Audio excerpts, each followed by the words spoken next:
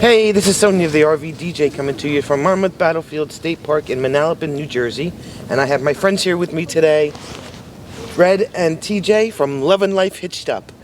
Hi, Sonia. Thank you for having us. This is great. Awesome. This is a great meetup. Nice to meet you guys. Yeah. So tell us a little bit about your channel. So we're a travel channel, and we have a little travel trailer. A little 18-foot teardrop, new camp, tab 400. And we travel around the United States and just kind of enjoy ourselves camping and RVing and shooting YouTube stuff. And when we can't travel, we're in Jersey. And they live in Jersey. There we go. Yes. Actually, I forgot to show my Jersey shirt. Hey, there you go. Yeah. So yeah, check out their channel, Loving Life Hitched Up. I'll put a link in the description below. And awesome people. Great to meet up with you guys. And let's see what we got here at the park. All right, let's check it out.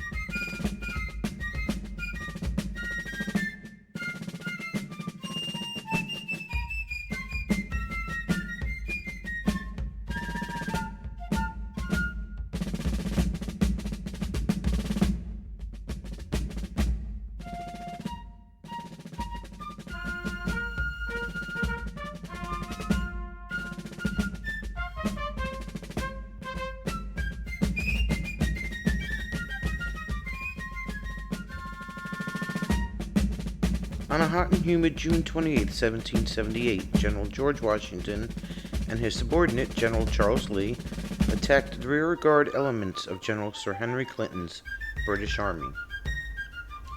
There were 26,000 total forces engaged, of which 11,000 were American and 15,000 were British.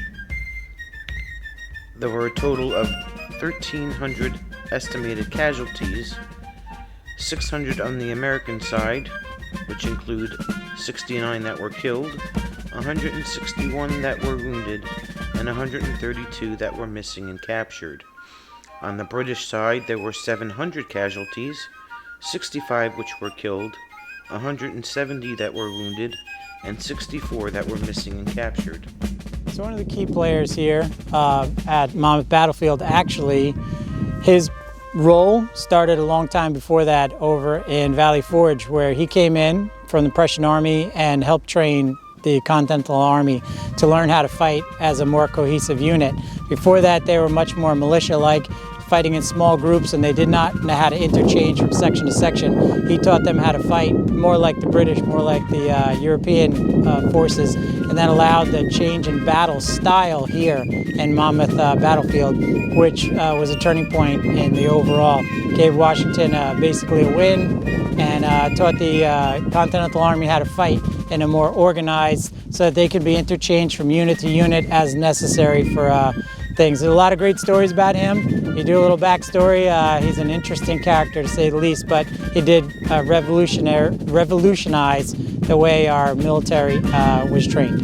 Like I was saying, I did do some research, and the park is 1,800 acres, right? 18 acres.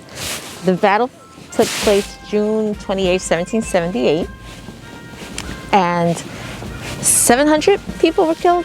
Right, half which died from heat exhaustion and exposure, the other half from wounds. There's 3 houses on the property, and they said they haven't been fully restored, but they have been supported. Supported, that's right. Yeah, to keep them how they are. From collapsing. Yeah, exactly.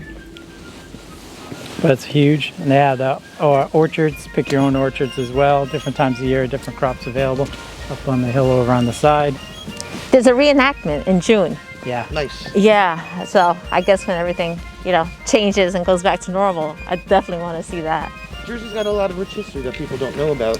Yeah. They just think it's cities and towns and hustle and bustle, when in reality, when you come to some place like this, people are really blown away. Yeah, exactly. A lot of people don't know that the Monmouth battle, though it wasn't considered a win, it was the first time that the Continental Army stood up against the British.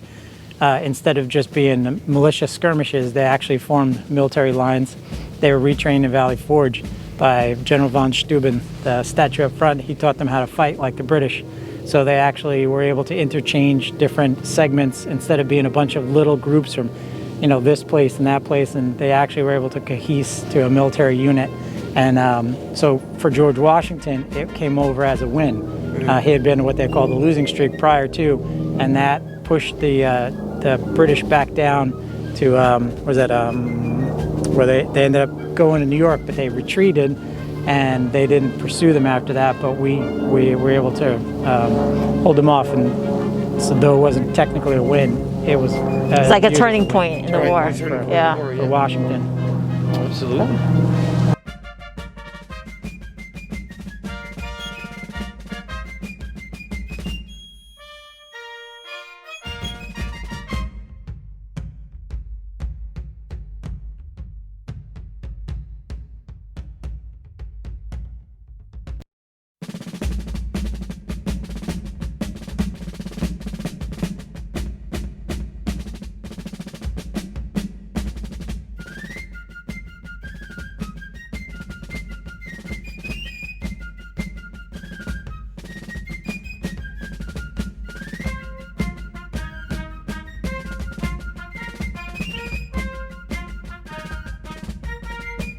Also located inside of Monmouth Battlefield State Park is Battleview Orchards, which is owned by a local family who has been farming the area since 1908.